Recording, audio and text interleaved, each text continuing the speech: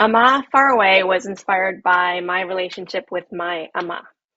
She was my only grandparent that I grew up with, and so she was my everything grandparent. She was so important to me. Like Kylie, I grew up in the United States. Kylie's my main character in case people haven't read the book, but Kylie, I grew up in the United States while my Amma lived in Taipei. And whenever we saw each other, which wasn't very often because of the distance, I always hung back and needed some time to warm up. But eventually things would flip after spending some time with her, and I'd be stuck to her side for the rest of her visit. I'm really grateful that Tracy Subisak, who's half Taiwanese, illustrated Amah Faraway because she's lived in Taiwan and speaks Mandarin. So she was able to add a lot of Taiwanese detail to her illustration.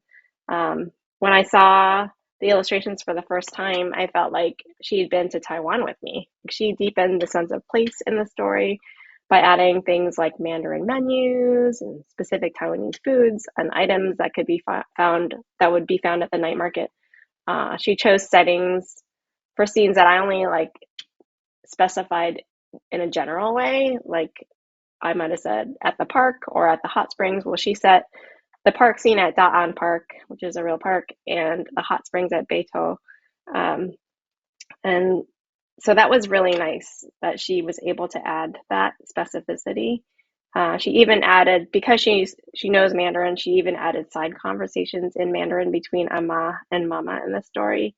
And in the end papers, actually, I'm going to show you the end papers, and I can show you the side conversations, and maybe you can include it in your show note.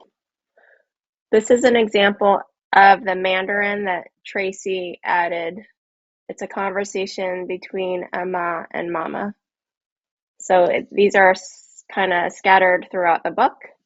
And I thought that was really nice for a nice little Easter egg for people that do speak Mandarin. And also it was nice to show how, because Kylie doesn't really understand Mandarin very well.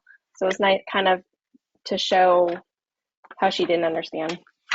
And then the end papers, these are the end papers.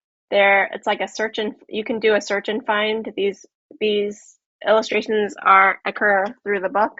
And in the beginning, they're labeled in English, but then the reverse at the end papers, it's the same sort of scribbles, and she made them in Mandarin. So yeah, so people that are learning Mandarin who want to learn Mandarin are able to use it to teach.